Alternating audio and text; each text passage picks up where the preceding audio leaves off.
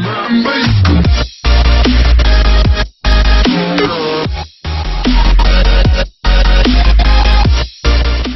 you very much.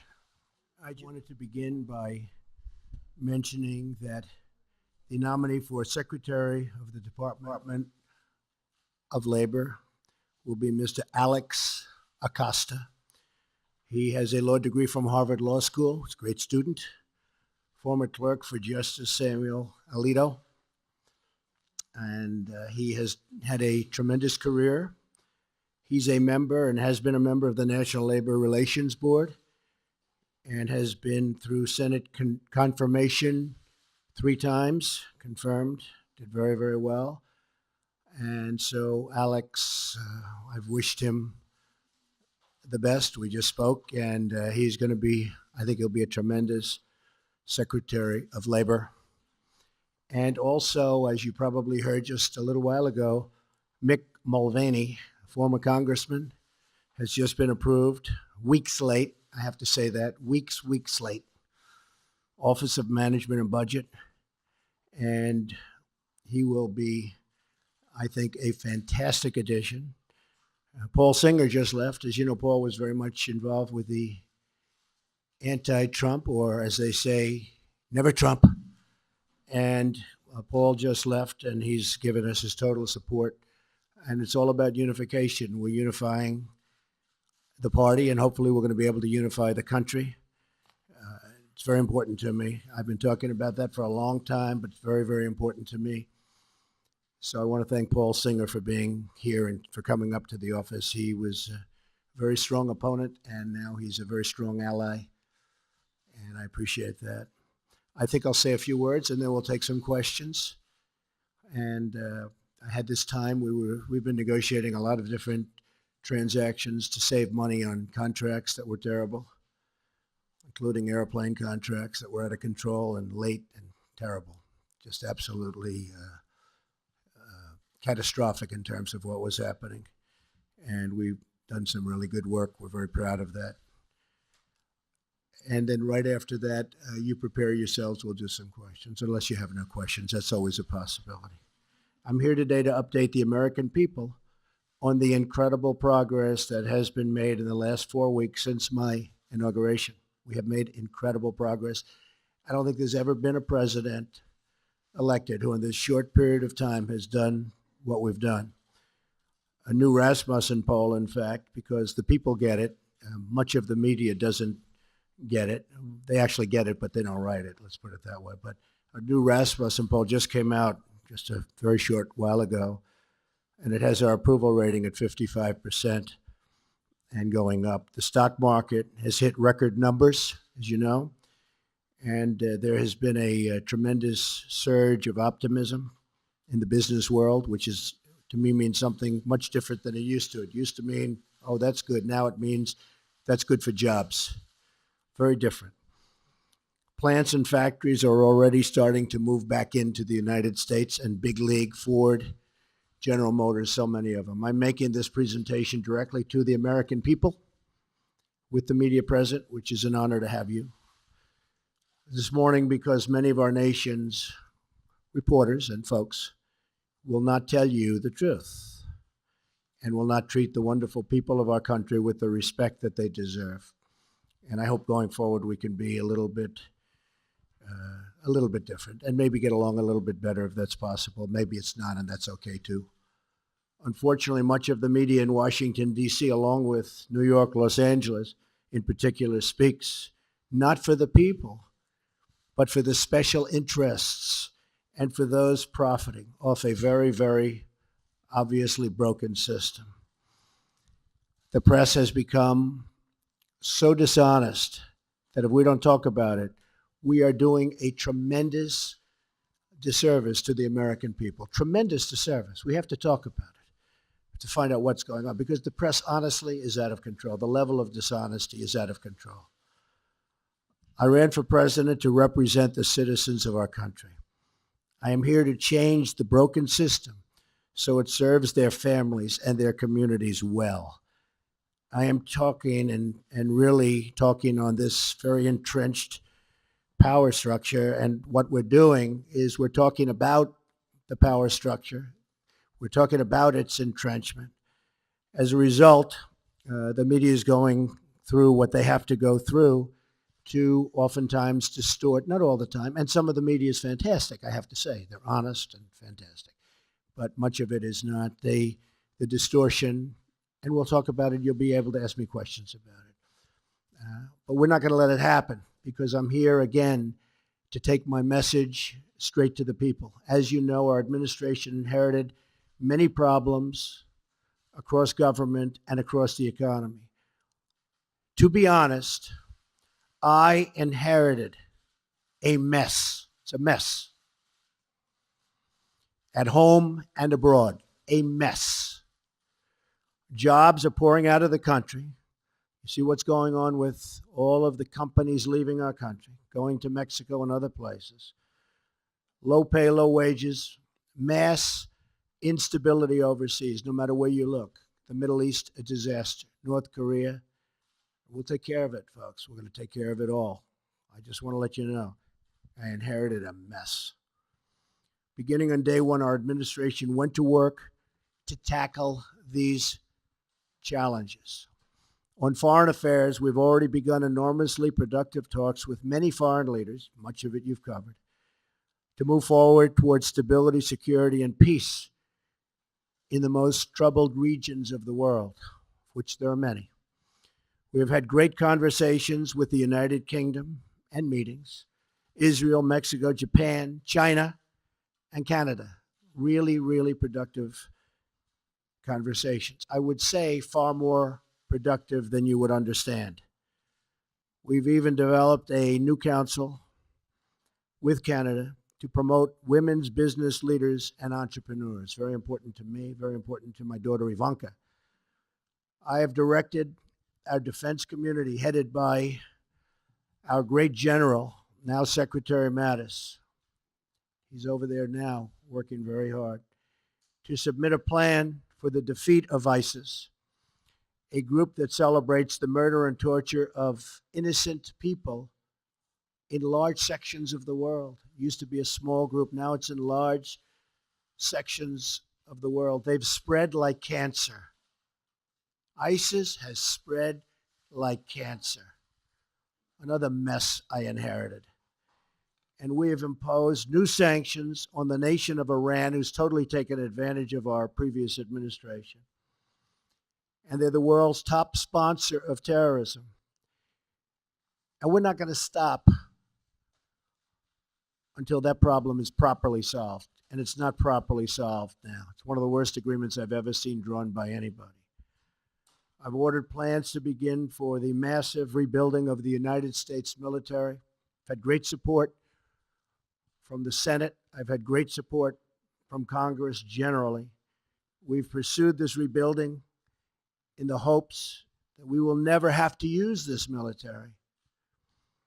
And I will tell you, that is I would be so happy if we never had to use it. But our country will never have had a military like the military we're about to build and rebuild. We have the greatest people on earth in our military, but they don't have the right equipment, and their equipment is old. I used it. I talked about it at every stop. Depleted. It's depleted. It won't be depleted for long. And I think one of the reasons I'm standing here instead of other people is that, frankly, I talked about we have to have a strong military. We have to have strong law enforcement also. So we do not go abroad in the search of war. We really are searching for peace, but it's peace through strength. At home, we have begun the monumental task of returning the government back to the people on a scale not seen in many, many years. In each of these actions, I'm keeping my promises to the American people. These are campaign promises. Some people are so surprised that we're having strong borders. Well, that's what I've been talking about for a year and a half, strong borders. They're so surprised. Oh, he's having strong borders. Well, that's what I've been talking about to the press and to everybody else. One promise after another, after years of politicians lying to you to get elected. They lied to the American people in order to get elected. Some of the things I'm doing probably aren't popular, but they're necessary for security and for other reasons. And then coming to Washington and pursuing their own interests, which is more important to many politicians. I'm here following through on what I pledged to do. That's all I'm doing. I put it out before the American people, got 306 electoral college votes. I wasn't supposed to get 222. They said there's no way to get 222. 230 is impossible. 270, which you need, that was laughable. We got 306 because people came out and voted like they've never seen before. So that's the way it goes. I guess it was the biggest electoral college win since Ronald Reagan. In other words, the media is trying to attack our administration because they know we are following through on pledges that we made, and they're not happy about it for whatever reason. But a lot of people are happy about it. In fact, I'll be in Melbourne, Florida, 5 o'clock on Saturday, and I just heard that the crowds are massive that want to be there. I turn on the TV, open the newspapers, and I see stories of chaos. Chaos. Yet it is the exact opposite. This administration is running like a fine-tuned machine, despite the fact that I can't get my cabinet approved.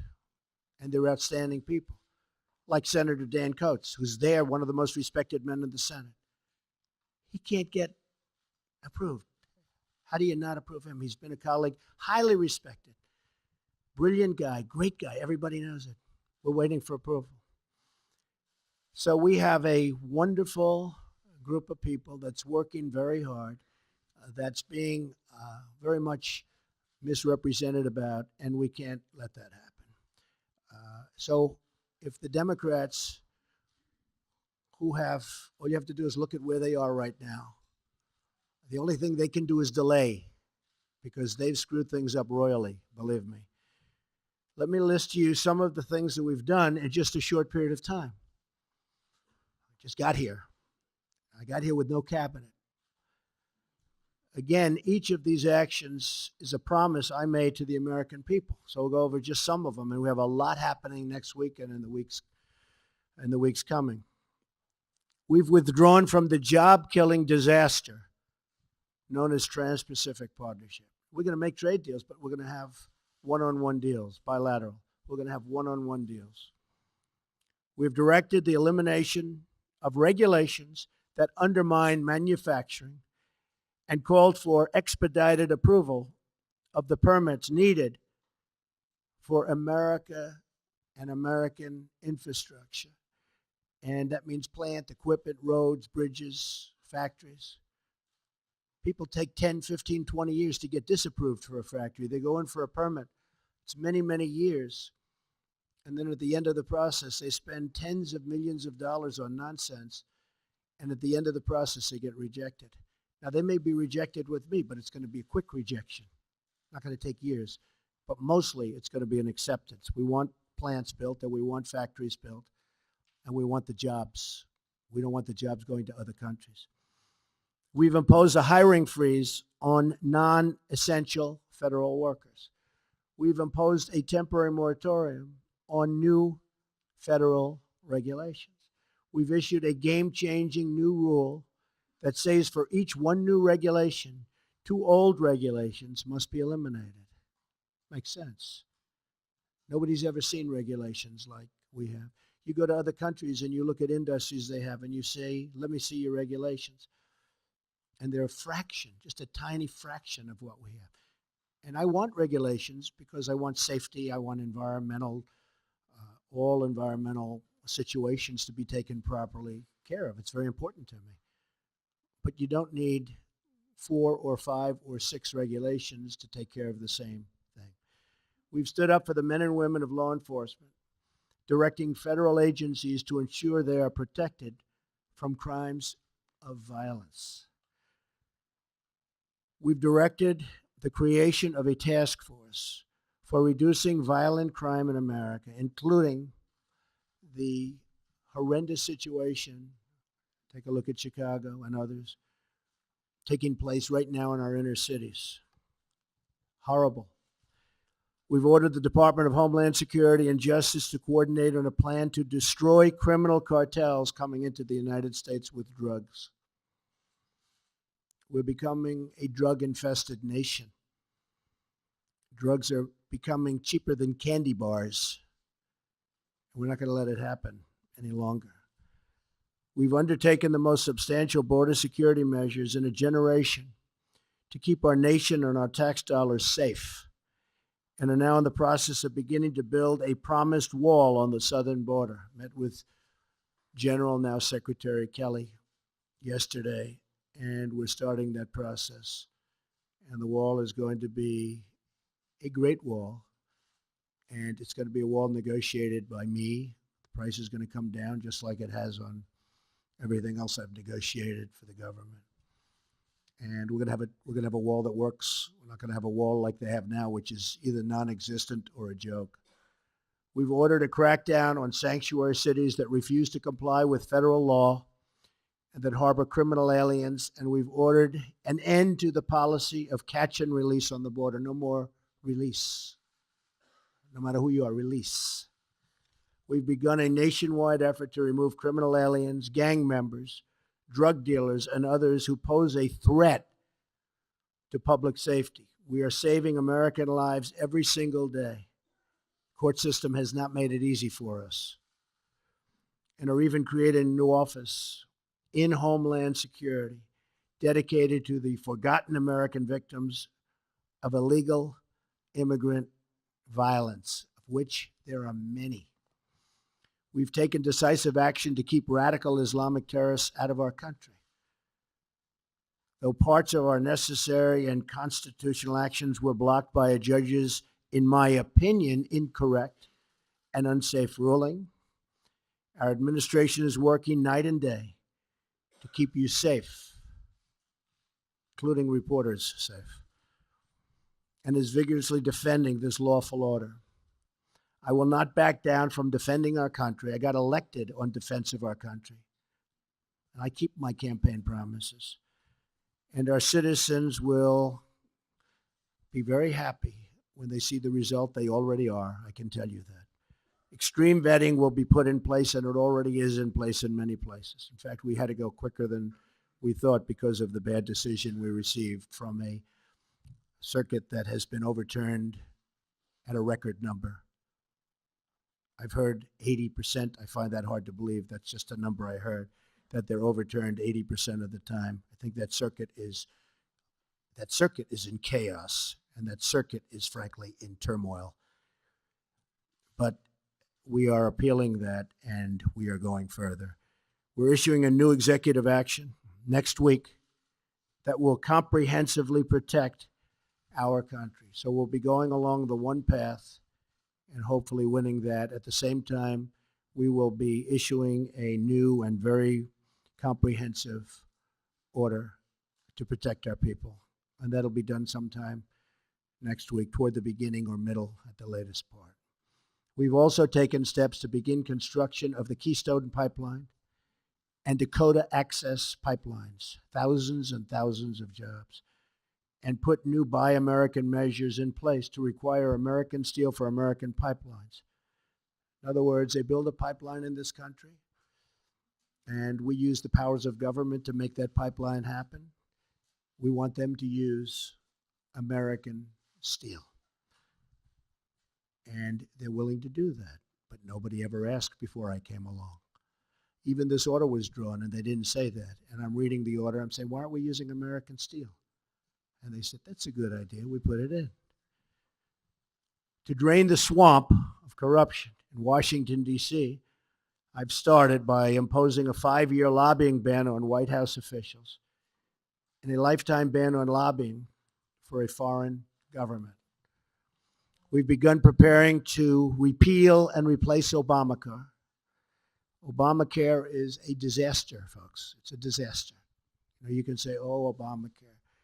I mean, they fill up our rallies with people that you wonder how they get there, but They're not the Republican people that our representatives are representing.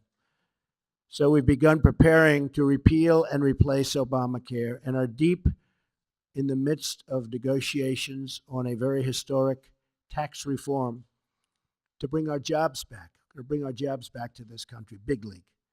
It's already happening, but big league.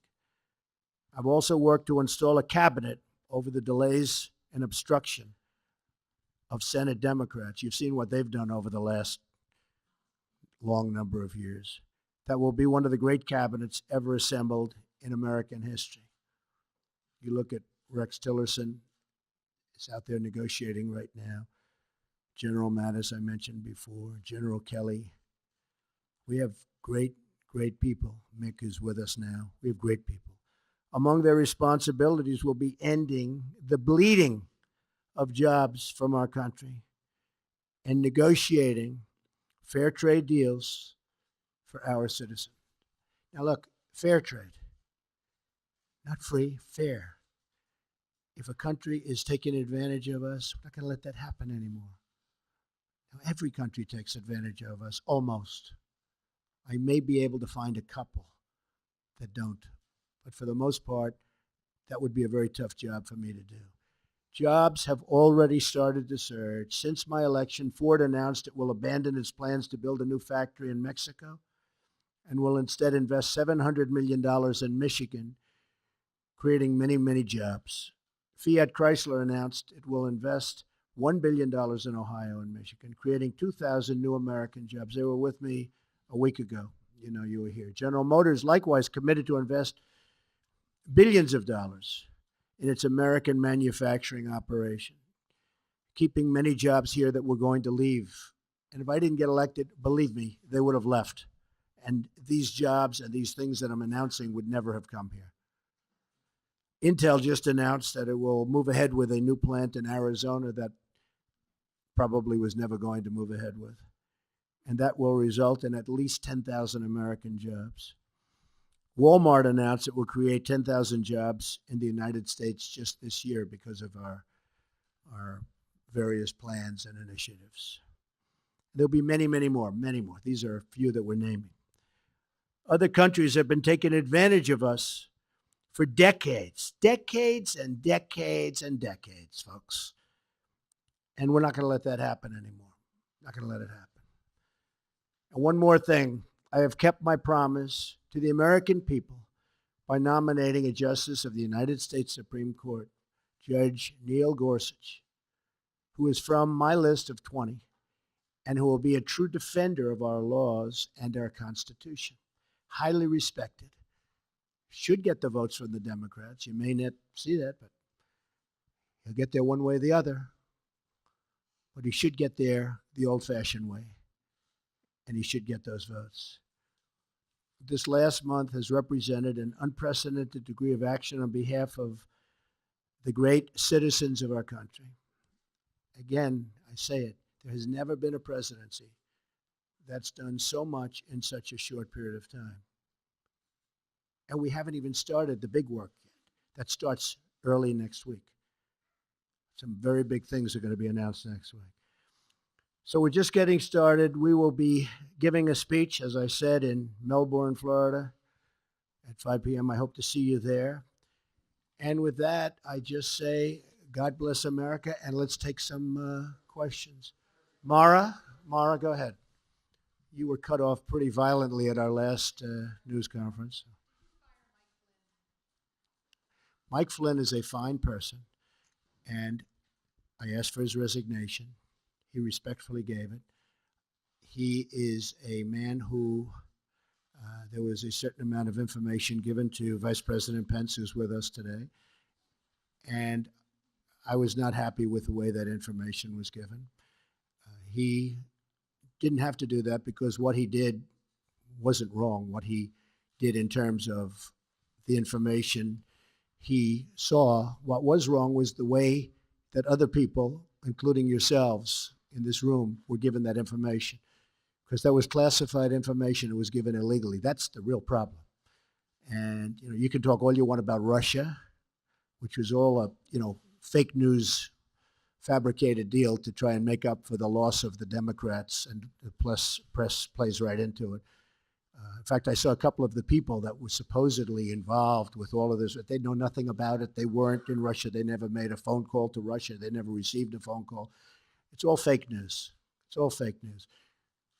The nice thing is I see it starting to turn, where people are now looking at the illegal, all right, I think it's very important, the illegal giving out classified information. It was, and let me just tell you, it was given out like so much. I'll give you an example. I called, as you know, Mexico. It was a very, very confidential, classified call, but I called Mexico. And in calling Mexico, I figured, oh, well, I spoke to the president of Mexico, had a good call. All of a sudden, it's out for the world to see. It's supposed to be secret. It's supposed to be either confidential or classified in that case. Same thing with Australia. All of a sudden, people are finding out exactly what took place. The same thing happened with respect to General Flynn. Everybody saw this.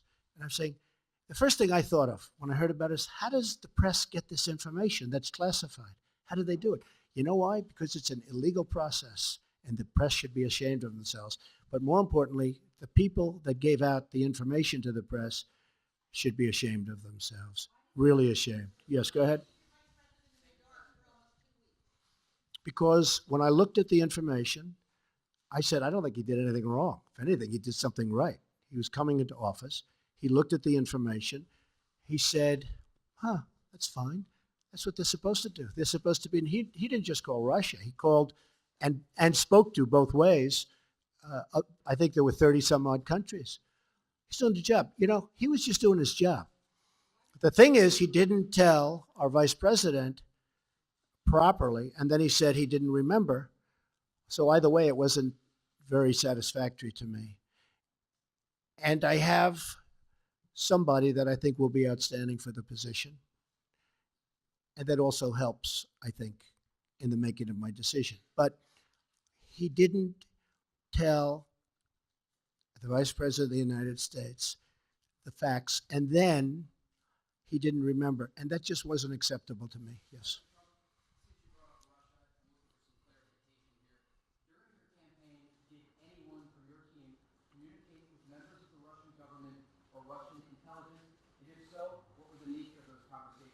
Yeah. Well, the failing New York Times wrote a big, long front page story yesterday. And it was very much discredited, as you know. It's a joke. And the people mentioned the story. I noticed they were on television today saying they never even spoke to Russia. They weren't even a part, really. I mean, they were such a minor part. I hadn't spoken to them. I think the one person, I don't think I've ever spoken to him. I don't think I've ever met him. And he actually said he was a very low-level member of, I think, a committee for a short period of time. I don't think I ever met him. Now, it's possible that I walked into a room and he was sitting there, but I don't think I ever met him.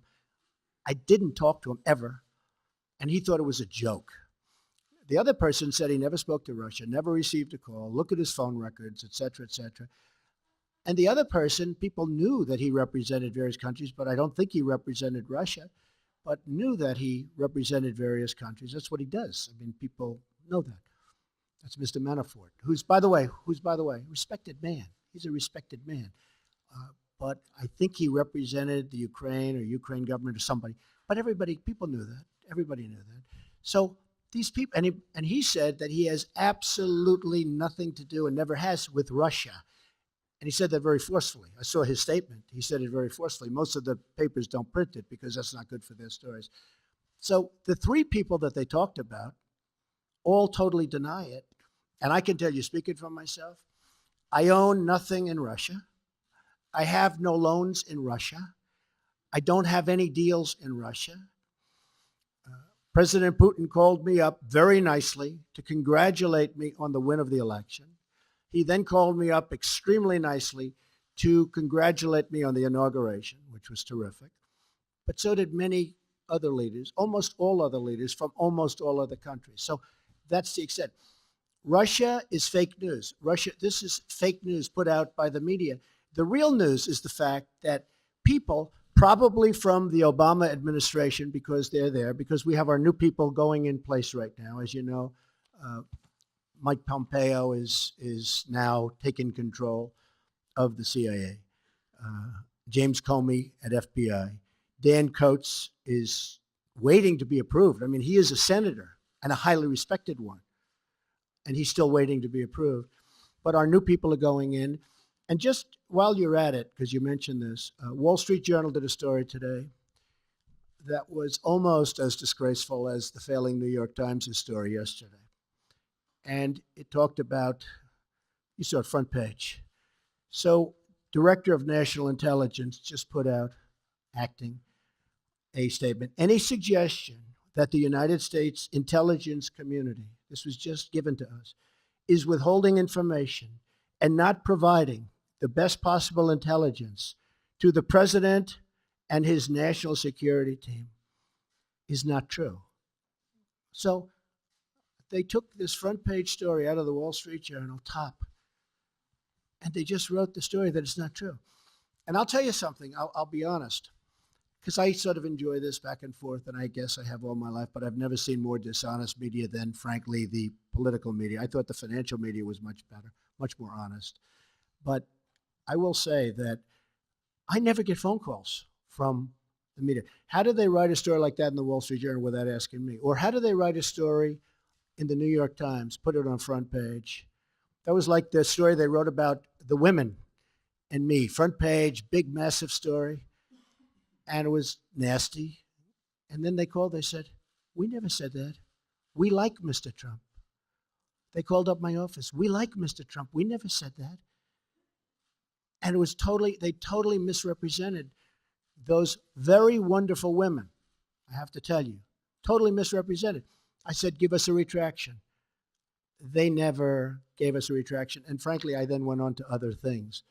Okay, go ahead. You okay?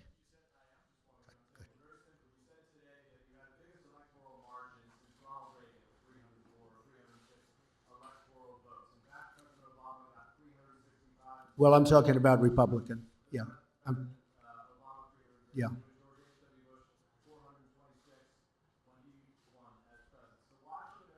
Well, no, I was given that information. I don't know. I was just given. We had a very, very big margin.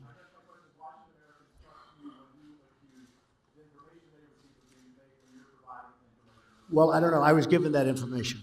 I've seen that information around, but it was a very substantial victory. Do you agree with that? Okay, thank you. That's a good answer. Yes. Good, sure.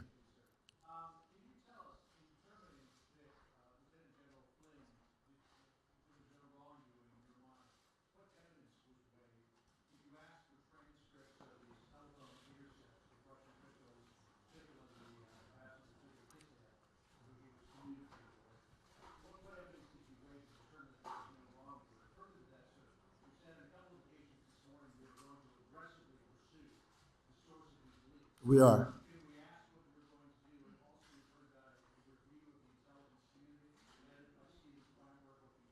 Well, first of all, about that, we now have Dan Coates, hopefully soon, Mike Pompeo, and James Comey, and they're in position. So I hope that we'll be able to straighten that out without using anybody else. The gentleman you mentioned is a very talented man, very successful man, and he has offered his services, and it's something we may take advantage of. But I don't think we'll need that at all because of the fact that I think that we're going to be able to straighten it out very easily on its own. As far as the general's concerned, when I first heard about it, I said, that doesn't sound wrong. My counsel came, Don McGahn, White House counsel, and he told me, and I asked him, and he can speak very well for himself. He said he doesn't think anything is wrong. He really didn't think, it was really what happened after that, but he didn't think anything was done wrong. I didn't either, because I waited a period of time and I started to think about it. I said, well, I don't see, to me, he was doing the job. The information was provided by, who I don't know, Sally Yates, and I was a little surprised because I said, doesn't sound like he did anything wrong there, but he did something wrong with respect to the vice president, and I thought that was not acceptable. As far as the actual making the call, in fact, I've watched various programs and I've read various articles where he was just doing his job. That was very normal. You know, at first everybody got excited because they thought he did something wrong. After they thought about it, it turned out he was just doing his job. So, and I do, and by the way, with all of that being said, I do think he's a fine man. Yes, John? Yeah, go ahead, finish off, then I'll get you, John. Yes, we're looking at him very, very, very serious. I've gone to all of the folks in charge of the various agencies, and I've actually called the Justice Department to look into the leaks. Those are criminal leaks. They're put out by people either in agencies. I think you'll see it stopping because now we have our people in. You know, again, we don't have our people in because we can't get them approved by the Senate. We just had Jeff Sessions approved in Justice as an example. So we are looking into that very seriously. It's a criminal act.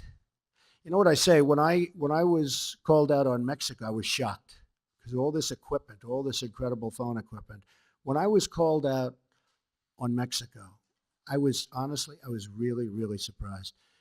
But I said, you know, it doesn't make sense. That won't happen. But that wasn't that important to call. It was fine. I could show it to the world, and he could show it to the world. The president, who's a very fine man, by the way. Same thing with Australia. I said, that's terrible that it was leaked, but it wasn't that important. But then I said to him, what happens when I'm dealing with the problem of North Korea? What happens when I'm dealing with the problems in the Middle East?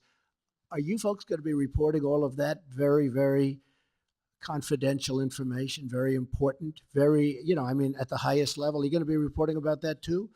So I don't want classified information getting out to the public. And in a way, that was almost a test. So I'm dealing with Mexico. I'm dealing with Argentina. We were dealing on this case with Mike Flynn. All this information gets put into the Washington Post and gets put into the New York Times. And I'm saying, what's going to happen when I'm dealing on the Middle East? What's going to happen when I'm dealing with really, really important subjects like North Korea? We got to stop it. That's why it's a criminal penalty. Yes, John.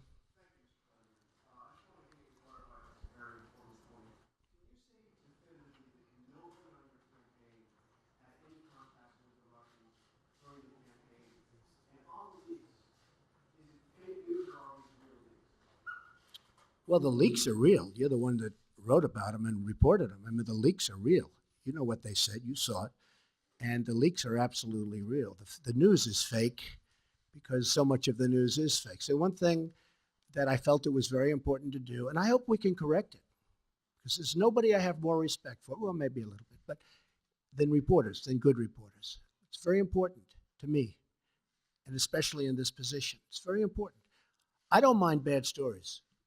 I can handle a bad story better than anybody, as long as it's true. And, you know, over a course of time, I'll make mistakes and you'll write badly, and I'm okay with that. But I'm not okay when it is fake. I mean, I watch CNN, it's so much anger and hatred and just the hatred. I don't watch it anymore because it's very good. He's saying, no, it's okay, Jim.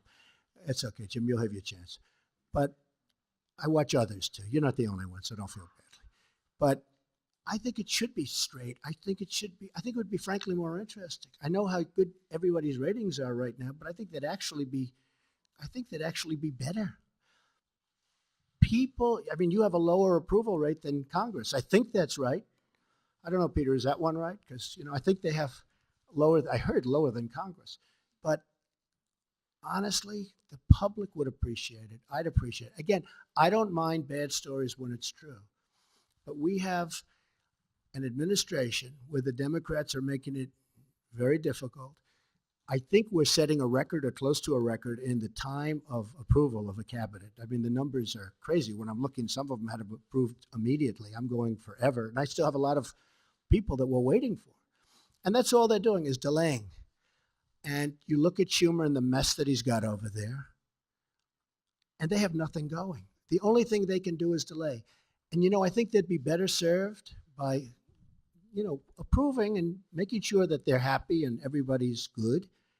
And sometimes, I know President Obama lost 3 or 4, and you lose them on the way, and that's okay. That's fine. But I think they would be much better served, John, if they just went through the process quickly. This is pure delay tactics. And they say it, and everybody understands it. Yeah, go ahead, Jim.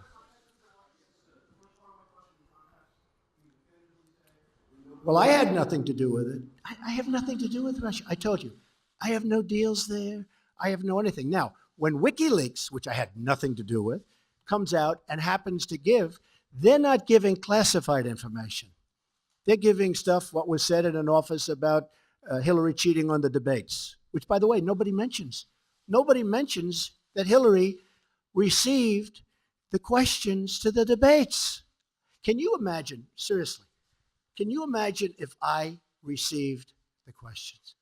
It would be the electric chair. Okay? He should be put in the electric. You would even call for the reinstitution of the death penalty, okay? Maybe not you, John. Yes, we'll do you next, Jim. I'll do you next. Yes, sure. No, I didn't. But Mike, excuse me. No, I fired him because of what he said to Mike Pence. Very simple. Mike was doing his job. He was calling countries and his counterparts. So it certainly would have been okay with me if he did it. I would have directed him to do it if I thought he wasn't doing it. I didn't direct him, but I would have directed him because that's his job. And it came out that way. And in all fairness, I watched Dr. Charles Krauthammer the other night say he was doing his job. And I agreed with him. And since then, I've watched many other people say that. No, I didn't direct him, but I would have directed him if he didn't do it. Okay? Jim? Okay. Well, ask Jeff Zucker how he got his job, okay? Well, not too many. We do have other people. You do have other people, and your ratings aren't as good as some of the other people that are waiting. Okay. Go ahead, Jim. If I may ask, sir, you said earlier that WikiLeaks was revealing information about the Hillary Clinton campaign during the election cycle. You welcomed that. I was okay with it. You said you loved WikiLeaks. At another campaign press conference, you called on the Russians to find the missing 30,000 emails. I'm wondering, sir, if you... Well, she was actually missing 33, and then that got extended with a whole pile after that. No, but I did say 30, but it was actually higher than that. If I may ask you, sir, it sounds as though you do not have much credibility here when it comes to leaking, if that is something that you encouraged during the campaign. Fair question. Ready? If I may ask you that. No, but let me do one at a time. Do you mind? Yes, sir. All right. So in one case, you're talking about highly classified information. In the other case, you're talking about John Podesta saying bad things about the boss. I will say this. If John Podesta said that about me and he was working for me, I would have fired him so fast your head would have spun. He said terrible things about her. But it wasn't classified information. But in one case, you're talking about classified. Regardless, if you look at the RNC, we had a very strong, at my suggestion, and I give Reince great credit for this, at my suggestion, because I know something about this world, I said, I want a very strong defensive mechanism. I don't want to be hacked. And we did that. And you have seen that they tried to hack us and they failed. The DNC did not do that. And if they did it, they could not have been hacked. But they were hacked and terrible things came in. And, the only thing that I do think is unfair is some of the things were when I heard some of those things, I picked up the papers the next morning and said, oh, this is going to be front page. Wasn't even in the papers. Again, if I had that happen to me, it would be the biggest story in the history of publishing or the head of newspapers. I would have been the headline in every newspaper. I mean, think of it. They gave her the questions to a debate, and she should have reported herself. Why didn't Hillary Clinton announce that, I'm sorry, but I have been given the questions to a debate or a town hall, and I feel that it's inappropriate, and I want to turn in CNN for not doing a good job. And if I may follow up on that, just something that Jonathan Carl was asking you about. You said that the leaks are real, but the news is fake. I guess I don't understand. It seems that there's a disconnect there. If the information coming from those leaks is real, then how can the stories be No, fake? the reporting is fake. And if I Look, may ask, look, I just want to ask Jim, you know one what it is? Here's the thing. The public isn't, they read newspapers, they see television, they watch. They don't know if it's true or false because they're not involved. I'm involved. I've been involved with this stuff all my life, but I'm involved. So I know when you're telling the truth or when you're not. I just see many, many untruthful things. And I'll tell you what else I see. I see tone, the word tone. The tone is such hatred.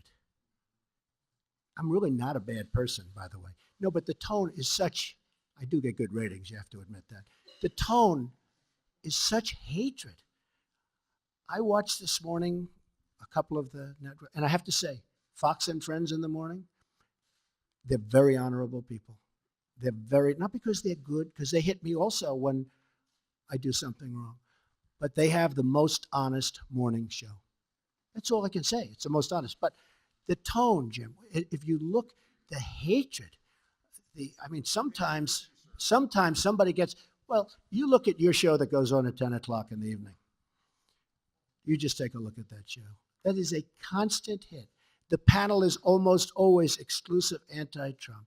The good news is he doesn't have good ratings, but the panel is almost exclusive anti-Trump. And the hatred and venom coming from his mouth, the hatred coming from other people on your network. Now, I will say this. I watch it. I see it. I'm amazed by it. And I just think you'd be a lot better off. I honestly do. The public gets it, Look, when I go to rallies, they turn around, they start screaming at CNN. They want to throw their placards at CNN. I think you would do much better by being different. But you just take a look. Take a look at some of your shows in the morning and the evening. If a guest comes out and says something positive about me, it's brutal. Now, they'll take this news conference. I'm actually having a very good time, okay? But they'll take this news conference. Don't forget, that's the way I won. Remember, I used to give you a news conference every time I made a speech, which was like every day, okay? No, that's how I won. I won with news conference and probably speeches. I certainly didn't win by people listening to you people, that's for sure. But I'm having a good time. Tomorrow they will say, Donald Trump rants and raves at the press. I'm not ranting and raving. I'm just telling you, you're dishonest people. But I'm not ranting and raving. I love this. I'm having a good time doing it. But tomorrow the headlines are going to be Donald Trump rants and raves. I'm not ranting and raving.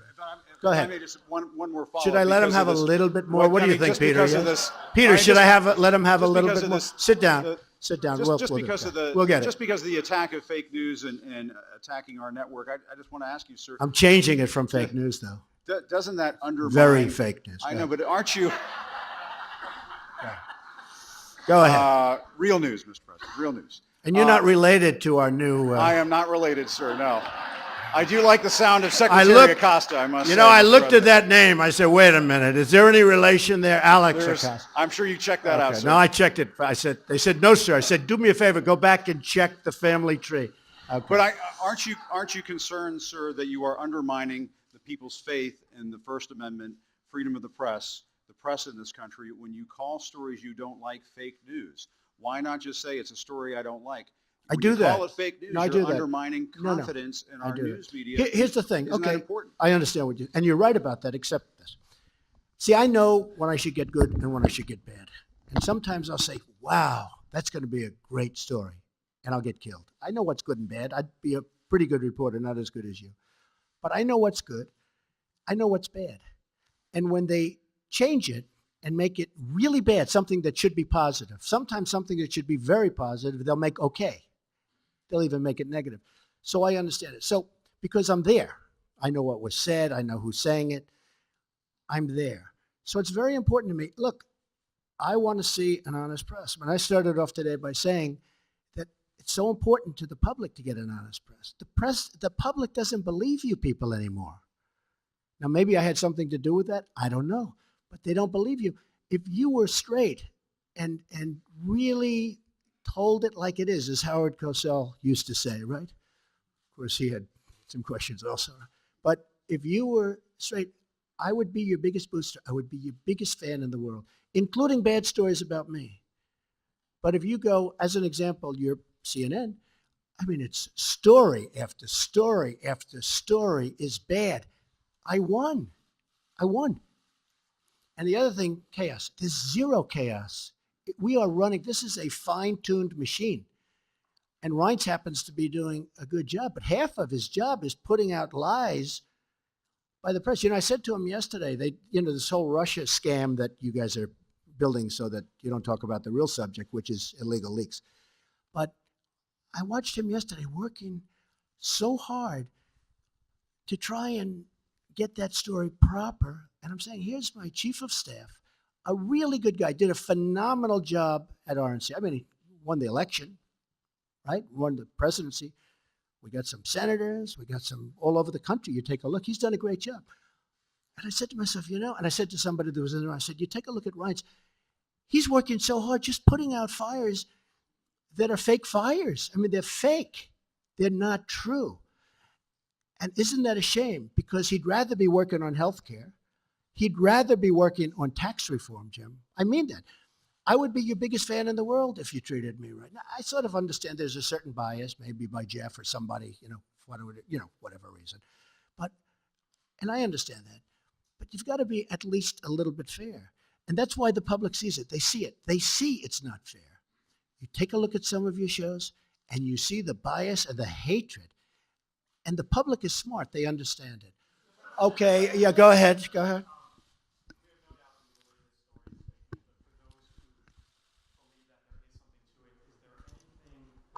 That you have learned over these last few weeks that you might be able to reveal that might ease their concerns that this isn't fake news? And secondly, I think they don't believe it. I don't think the public believes. That's why the Rasmussen poll just has me through the roof. I don't think they believe it. Well, I guess one of the reasons I'm here today is to tell you the whole Russian thing, that's a ruse. That's a ruse. And by the way, it would be great if we could get along with Russia, just so you understand that. Now, tomorrow you'll say, Donald Trump wants to get along with Russia. This is terrible. It's not terrible. It's good. We had Hillary Clinton try and do a reset. We had Hillary Clinton give Russia 20% of the uranium in our country. You know what uranium is, right? It's a thing called nuclear weapons and other things, like lots of things are done with uranium, including some bad things. Nobody talks about that. I didn't do anything for Russia. I've done nothing for Russia. Hillary Clinton gave them 20% of our uranium. Hillary Clinton did a reset. Remember with the stupid plastic button that made us all look like a bunch of jerks? Here, take a look. He looked at her like, what the hell is she doing with that cheap plastic button? Hillary Clinton, that was a reset. Remember it said reset? Now, if I do that, I'm a bad guy. If we could get along with Russia, that's a positive thing. We have a very talented man, Rex Tillerson, who's going to be meeting with them shortly. And I told him, I said, I know politically it's probably not good for me. Hey, the greatest thing I could do is shoot that ship that's 30 miles offshore right out of the water. Everyone in this country is going to say, oh, it's so great. That's not great. That's not great. I would love to be able to get along with Russia. Now, you've had a lot of presidents that haven't taken that tack. Look where we are now. Look where we are now. So if I can, now, I love to negotiate things. I do it really well and all that stuff. But it's possible I won't be able to get along with Putin. Maybe it is. But I want to just tell you, the false reporting by the media, by you people, the false, horrible, fake reporting makes it much harder to make a deal with Russia. And probably Putin said, he's sitting behind his desk and he's saying, I see what's going on in the United States. I follow it closely. It's going to be impossible for President Trump to ever get along with Russia because of all the pressure he's got with this fake story, okay? And that's a shame because if we could get along with Russia, and by the way, China and Japan and everyone, if we could get along, it would be a positive thing, not a negative thing. Mr. President, since you Tax reform is going to happen fairly quickly. We're doing Obamacare. We're in final stages. We should be submitting the initial plan in March, early March, I would say. And we have to, as you know, statutorily and for reasons of budget, we have to go first. It's not like, frankly, the tax would be easier, in my opinion, but for statutory reasons and for budgetary reasons, we have to submit the health care sooner. So we'll be submitting health care sometime in early March, mid-March, and after that, we're going to come up, and we're doing very well on tax reform. Yes. Mr. President, you mentioned Russia. Let's talk about some serious issues that have come up in the last week that you have had to deal with as President of the United States. Okay. You mentioned the vessel, the spy vessel off the coast of the United States. Not good. There was a ballistic missile test that many interpret as Not a good. violation of an Not agreement good. between the two countries, and a Russian plane buzzed a U.S. destroyer. Not good. I listened to you Excuse during the me. campaign. When did it happen? It happened when, if you were Putin right now, you would say, hey, we're back to the old games with the United States. There's no way Trump can ever do a deal with us because the public, you have to understand, if I was just brutal on Russia right now, just brutal, people would say, you would say, oh, isn't that wonderful? But I know you well enough. Then you would say, oh, he was too tough. He shouldn't have done that. Look, I'm just all trying to of the find out things, your wait a minute, orientation wait, to those. excuse me just I'm one just trying to second. find out what All you're of gonna do those about it, Mr. things that you President. mentioned are very recent because probably Putin assumes that he's not going to be able to make a deal with me because it's politically not popular for me to make a deal. So Hillary Clinton tries a reset. It failed. They all tried, but I'm different than those people. Go ahead. How are you interpreting those moves, and what do you intend to do about them? Have Just you the way given I said Rex it. Tillerson any advice or counsel I on have. how to deal? I have, and I'm so beautifully represented. I'm so honored that the Senate approved him. He's going to be fantastic. Yes, I think that I've Is already... Putin testing you, do you believe, sir? No, I don't think so. I think Putin probably assumes that he can't make a deal with me anymore because politically it would be unpopular for a politician to make a deal. I can't believe I'm saying I'm a politician, but I guess that's what I am now. Because, look, it would be much easier for me to be tough on Russia, but then we're not going to make a deal. Now, I don't know that we're going to make a deal. I don't know. We might not. But it would be much easier for me to be so tough. The tougher I am on Russia, the better. But you know what? I want to do the right thing for the American people. And to be honest, secondarily, I want to do the right thing for the world. If Russia and the United States actually got together and got along, and don't forget, we're a very powerful nuclear country, and so are they. There's no upside. We're a very powerful nuclear country, and so are they. I've been briefed, and I can tell you one thing about a briefing that we're allowed to say because anybody that ever read the most basic book can say it. Nuclear holocaust would be like no other. They're a very powerful nuclear country, and so are we. If we have a good relationship with Russia, believe me, that's a good thing, not a bad So thing. when you say they're not good, do you mean that Who they did are I say is not good? No, when I read off the three things that have recently happened. No, Each it's one of them not you said good, they're but they not happen. good. But do they damage the relationship? They Do all undermine happened recently. No, I'm this going to country's see what ability happens. to work with Russia? They all happened recently, and I understand what they're doing because they're doing the same thing. Now, again, maybe I'm not going to be able to do a deal with Russia, but at least I will have tried. And if I don't, does anybody really think that Hillary Clinton would be tougher on Russia than Donald Trump? Does anybody in this room really believe that? Okay? But I tell you one thing, she tried to make a deal. She had the reset. She gave all that valuable uranium away. She did other things. You know, they say I'm close to Russia. Hillary Clinton gave away 20% of the uranium in the United States. She's close to Russia. Can we You know what I gave to Russia? You know what I gave? Nothing. Can we conclude there'll be no response to these particular provocations? I'm not going to tell you anything about what response I do. I don't talk about military response. I don't say I'm going into Mosul in 4 months. We are going to attack Mosul in 4 months. Then 3 months later, we are going to attack Mosul in 1 month. Next week, we are going to attack Mosul. In the meantime, Mosul is very, very difficult. You know why? Because I don't talk about military and I don't talk about certain other things. You're going to be surprised to hear that. And by the way, my whole campaign, I'd say that. Right. So I don't have to tell you. There I will don't be a want to be one of response. these guys that say, yes, here's what we're going to do. I don't have to do that. There I will don't be a have to res- tell in you other what words, I'm there going will to be a do in North response, Korea. Mr. Wait a President. minute. I don't have to tell you what I'm going to do in North Korea. And I don't have to tell you what I'm going to do with Iran. You know why? Because they shouldn't know. And eventually you guys are going to get tired of asking that question. So when you ask me, what am I going to do with the ship, the Russian ship as an example, I'm not going to tell you. But hopefully I won't have to do anything. But I'm not going to tell you. Okay. Thanks. Can I just ask you, thank you very much, Mr. President. Where are you from? BBC. Here's another beauty. It's a good line. Impartial, free and fair. Yeah, sure. Mr. President, Just like CNN, right? on the travel ban, we could banter back and forth. On the travel ban, would you accept that that was a good example of the smooth running of government? Yeah, I the do. fine-tuned Let me tell you about the Were there travel. any mistakes in wait, that? Wait. I know who you are. Just wait. Let me tell you about the travel ban. We had a very smooth rollout of the travel ban, but we had a bad court. Got a bad decision. We had a court that's been overturned. Again, may be wrong, but I think it's 80% of the time. A lot. We had a bad decision. We're going to keep going with that decision. We're going to put in a new executive order next week sometime. But we had a bad decision. That's the only thing that was wrong with the travel ban. You had Delta with a massive problem with their computer system at the airports. You had some people that were put out there, brought by very nice buses, and they were put out at various locations. Despite that, the only problem that we had is we had a bad court. We had a court that gave us what I consider to be, with great respect, a very bad decision. Very bad for the safety and security of our country. The rollout was perfect. Now, what I wanted to do was do the exact same executive order, but said one thing, and I said this to my people: give them a 1-month period of time.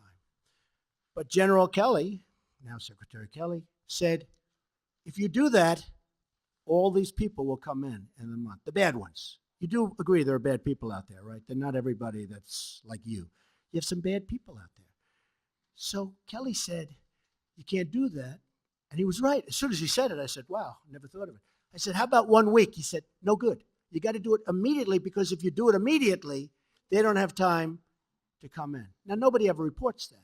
But that's why we did it quickly. Now, if I would have done it a month, everything would have been perfect. The problem is we would have wasted a lot of time and maybe a lot of lives, because a lot of bad people would have come into our country. Now, in the meantime, we're vetting very, very strongly. Very, very strongly. But we need help, and we need help by getting that executive order passed. Just a brief follow-up. But if it's so urgent, why not introduce... Yes, go ahead. I was hoping that we could get a yes or no answer on one of these questions involving Russia. Can you say whether you are aware that anyone who advised your campaign had contacts with Russia during the course of the election? Well, I told you, General Flynn obviously was dealing, so that's one person, but he was dealing as he should have been. During the election? No, nobody that I know of. So you're not aware of any contacts during the course look. of the election? How many times do I have to answer this question? Can you just say Russia yes or no is on a it? ruse. I know you have to get up and ask a question, so important. Russia is a ruse. I have nothing to do with Russia. Haven't made a phone call to Russia in years. Don't speak to people from Russia. Not that I wouldn't. I just have nobody to speak to. I spoke to Putin twice. He called me on the election. I told you this. And he called me on the inauguration a few days ago. We had a very good talk, especially the second one. Lasted for a pretty long period of time. I'm sure you probably get it because it was classified, so I'm sure everybody in this room perhaps has it. But we had a very, very good talk. I have nothing to do with Russia. To the best of my knowledge, no person that I deal with does. Now, Manafort has totally denied it. He denied it. Now, people knew that he was a consultant over in that part of the world for a while, but not for Russia. I think he represented Ukraine or people having to do with Ukraine or people that, whoever. But people knew that. Everybody knew that. But in his capacity as your campaign manager, was he in touch with Russian officials during the election? You know what? He said no. I can only tell you what he... Now, he was replaced long before the election. You know that, right? He was replaced long before the election. When all of this stuff started coming out, it came out during the election. But Paul Manafort, who's a good man also, by the way, Paul Manafort was replaced long before the election took place. He was only there for a short period of time. How much longer should we stay here, folks? 5 more minutes. Is that okay? 5? Wait, let's see. I want to find a friendly reporter. Used to say it was John. Are you a friendly reporter? Watch how friendly he is. Wait. Watch how friendly he is. Go ahead. Go ahead.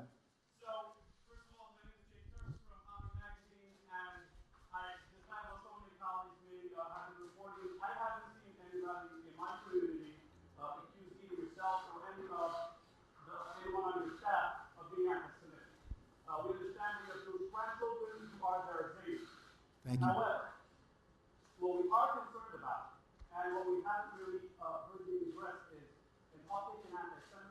how the government is trying to take care of it. There's been a report out that 48 bomb threats have been made against Jewish centers all across the country in the last couple of weeks. There are people who are committing anti-Semitic acts or threatening to. You see, he said he was going to ask a very simple, easy question. And it's not. It's not. Not a simple question, not a fair question. Okay, sit down. I understand the rest of your question. So here's the story, folks. Number one, I am the least anti-Semitic person that you've ever seen in your entire life. Number two, racism, the least racist person. In fact, we did very well relative to other people running as a Republican. Quiet, quiet, quiet. See, he lied about he was going to get up and ask a very straight, simple question. So, welcome to the world of the media. But let me just tell you something, that I hate the charge. I find it repulsive. I hate even the question because people that know me, and you heard the Prime Minister, you heard Netanyahu yesterday. Did you hear him, Bibi? He said, I've known Donald Trump for a long time. And then he said, forget it. So you should take that instead of having to get up and ask a very insulting question like that. Yeah, go ahead. Go ahead. Thank you. I'm Lisa from the PBS. See, it just shows you about the press, but that's the way the press is. Thank you, Mr. President. Lisa Desjardins from the PBS NewsHour. Good. On national security and immigration, can you give us more details on the executive order you plan for next week, even its broad outlines? Yeah. Will it be focused on very specific fair countries? And in addition, on the DACA program for immigration, Right. what is your plan? Do you plan to continue that program or to end it?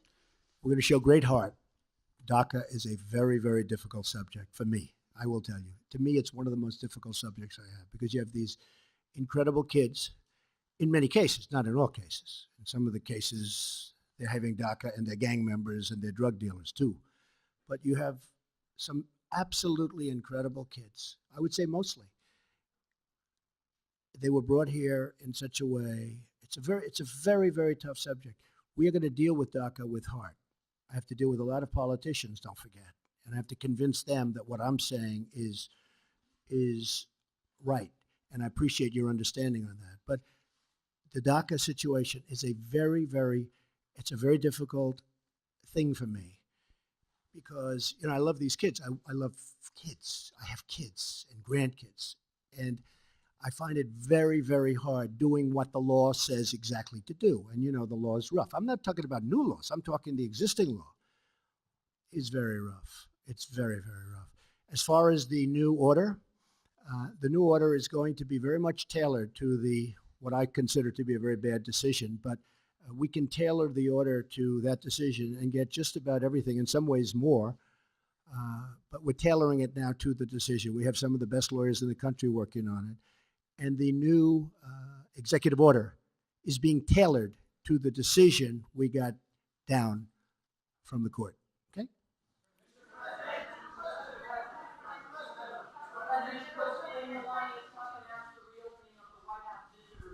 Yes. And she does a lot of great work for the country as well. Can you tell us a little bit about what personally Melania Trump does for the country, and there's a unique level of interest in your administration? So by opening the White House visitor's office, what does that mean to you and the rest of the Now that's what I call a nice question. That is very nice. Who are you with? Good, I'm going to start watching. All right. Thank you very much. Melania is terrific. She was here last night. We had dinner with Senator Rubio and his wife, who is, by the way, lovely. And we had a really good discussion about Cuba, because we have very similar views on Cuba. And Cuba was very good to me in the Florida election, as you know, the Cuban people, Americans. And I think that Melania is going to be outstanding. That's right. She just opened up the visitor center, in other words, touring of the White House. She, like others that she's working with, feel very, very strongly about women's issues, women's difficulties, very, very strongly. And she's a very, very strong advocate. I think she's a great representative for this country. And a funny thing happens because she gets so unfairly maligned. The things they say, I've known her for a long time. She was a very successful person. She was a very successful model. She did really well. She would go home at night and didn't even want to go out with people. She was a very private person. She was always the highest quality that you'll ever find. And the things they say, and I've known her for a long time, the things they say are so unfair. And actually, she's been apologized to, as you know, by various media because they said things that were lies. I just tell you this, I think she's going to be a fantastic First Lady. She's going to be a tremendous representative of women and of the people. And helping her and working her will be Ivanka, who is a fabulous person and a fabulous, fabulous woman. And they're not doing this for money. They're not doing this for pay. They're doing this because they feel it, both of them. And Melania goes back and forth. And after Barron finishes school, because it's hard to take a child out of school with a few months left, she and Barron will be moving over to the White House. Okay? Thank you. It's a very nice question. Go ahead. Yes. Oh, this is going to be a bad question, but that's okay. Good, because I enjoy watching you on television. Go ahead. Well, thank you so much. Mr. President, I need to find out from you, you said something as it relates to inner cities. That was one of your platforms during your campaign. Now Fix you're the inner cities. Yeah. Fixing the inner cities. What will be that fix and your urban agenda, as well as your HBCU executive order that's coming out this afternoon? Now, see, it wasn't bad, was it? That was very professional and very good. Oh, Yeah, very we'll be professional, announcing yes. the order in a little while, and I'd rather let the order speak for itself, but it'll be something I think that will be very good for everybody concerned. But we'll talk to you about that after we do the announcement. As far as the inner cities, as you know, I was very strong on the inner cities during the campaign. I think it's probably what got me a much higher percentage of the African-American vote than a lot of people thought I was going to get. We did, much higher than people thought I was going to get, and I was honored by that, including the Hispanic vote, which was also much higher. And by the way, if I might add, including the women's vote, which was much higher than people thought I was going to get. So we are going to be working very hard on the inner cities, having to do with education, having to do with crime. We're going to try and fix as quickly as possible. It takes a long time. It's taken 100 years and more for some of these places to evolve, and they evolved, many of them, very badly. But we're going to be working very hard on health and healthcare, very, very hard on education, and also we're going to be working in a stringent way and a very good way on crime. You go to some of these inner city places, and it's so sad when you look at the crime. You have people, and I've seen this, and I've sort of witnessed it. In fact, in 2 cases, I have actually witnessed it. They lock themselves into apartments, petrified to even leave in the middle of the day. They're living in hell. We can't let that happen. So we're going to be very, very strong. It's a great question, and it's a very difficult situation because it's been many, many years. It's been festering for many, many years. But we have places in this country that we have to fix. We have to help African American people that, for the most part, are stuck there. Hispanic American people. We have Hispanic American people that are in the inner cities, and they're living in hell. I mean, you look at the numbers in Chicago. There are 2 Chicagos, as you know. There's one Chicago that's incredible, luxurious, and all, and safe. There's another Chicago that's worse than almost any of the places in the Middle East that we talk about and that you talk about every night on the newscasts. So we're going to do a lot of work on the inner cities. I have great people lined up to help with the inner cities. Well, when you say the inner cities, are you gonna include the CBC, Mr. President, in your conversations with your urban agenda, your inner city agenda, as well as? Am I going to include? Are you going to include the Congressional Black Caucus and the Congressional? Well, Hispanic I would. Caucus, I tell you what. Do you want to as well set as up the on meeting? Do you want to set up the meeting? No. Are they friends of I'm yours? just a reporter. No, set up the meeting. I know some of them, but I'm sure Let's they're go. Set up watching a right now. meeting. I would love to meet with the Black Caucus. I think it's great, the Congressional Black Caucus. I think it's great. I actually thought I had a meeting with Congressman Cummings, and he was all excited. And then he said, "Oh, I can't move. It might be bad for me politically. I can't have that meeting." I was all set to have the meeting. We called him, and he was all set. I spoke to him on the phone. Very nice guy. I hear he wanted that meeting with you as well. He wanted it, but we called. They can't make a meeting with him. Every day I walk in, I said, I would like to meet with him because I do want to solve the problem. But he probably was told by Schumer or somebody like that, some other lightweight. He was probably told, don't meet with Trump. It's bad politics. And that's part of the problem in this country. Okay, one more. Go ahead. No, no, one question. Two we can't handle. This room can't handle two. Go ahead. Give me the better of your two. I'll follow up on my colleague's question, but I think it's not about your personality or your beliefs. We're talking about rising anti-Semitism around the country, some of it by supporters in your name. What can you And some of it, and can I be honest with you? And this has to do with racism and horrible things that are put up.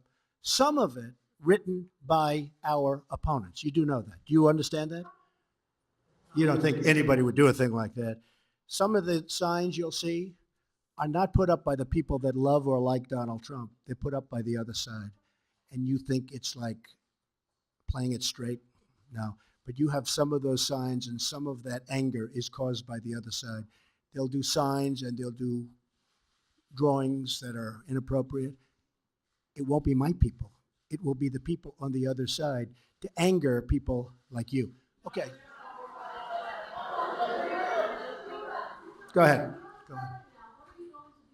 Who is that? Where is that? Oh, stand up. You can. Oh, I'm working on it.